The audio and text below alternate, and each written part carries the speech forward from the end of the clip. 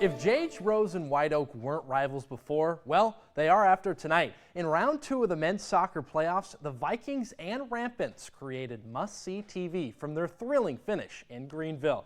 A bought-in crowd didn't wait long for action, as within the first 2 minutes of the game, Sean Smith with a great corner kick that Finn Peters would head in for the goal. Rampants would lead 1-0 early, and you gotta love the sign and enthusiasm. But flash to the second half, White Oak wants back in this one. Rocky Finson sees an open net and tips one in to knot things up one apiece. Rose would convene here, but with one another and under 10 to go, it helps having a 6'3" player in Julius Jones who squeaks in the header to take the lead. And with time running out and the pressure on to tie, here comes the goalie, David Given, who comes up clutch late, and the Rampants go on to win this one 2-1 in a hard-fought game from start to finish.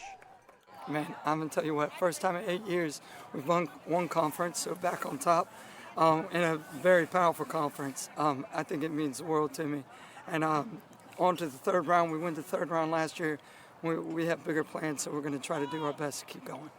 H. Rose will face off against Lee County on Monday the 6th. Love that celebration. Time still to be decided. Moving from football to football, high school playoffs start tomorrow, and a few rematches will take place, including a big West Craven-North Pitt showdown. The Eagles beat the Panthers 50-38 just 2 weeks ago in a game that went back and forth until the Eagles scored back-to-back to win. For head coach Mike Twitchell, he understands the difficulty of playing a team twice in one season. It was, and like I said, it could be that way again. You know, you don't ever know in games like this. You know, I don't think either team really likes it. I mean, you'd rather play somebody you hadn't played this year.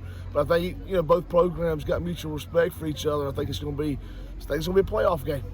Kickoff set for 7 o'clock. In addition to this one, we've also got some other matchups that are key. J.H. Rose and White Oak, they just played soccer. CBA Cock at Jacksonville, Apex at New Bern, Southwest Onslow at Farmville Central, Pamlico at North Duplin, and all those games kick off at 7 o'clock. And speaking of football, Mike Elko didn't just want to snap a 2-game losing streak, but beat the team he used to work for. Jaquez Moore got the Blue Devils going with a 32-yard touchdown score. But hey, Jordan Waters says, I want in on the fun, tying things up 14-14. But despite a positive rush game, Wake Forest quarterback Mitch Griffith was solid. 16 of 19 passing, and he was the hero for their offense. But the hero of the game was Duke's kicker, Todd Polino. Late in the game, it's 21-21, ice in his legs, and Duke becomes bowl eligible, winning 24-21 in this one. And let's take a look now at the Saturday slate following tonight's matchup. NC Wesleyan hosts Maryville on Senior Day.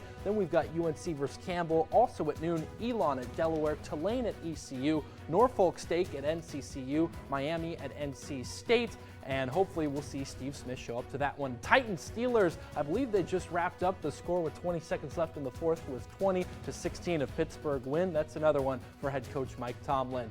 And let's head on over to the ice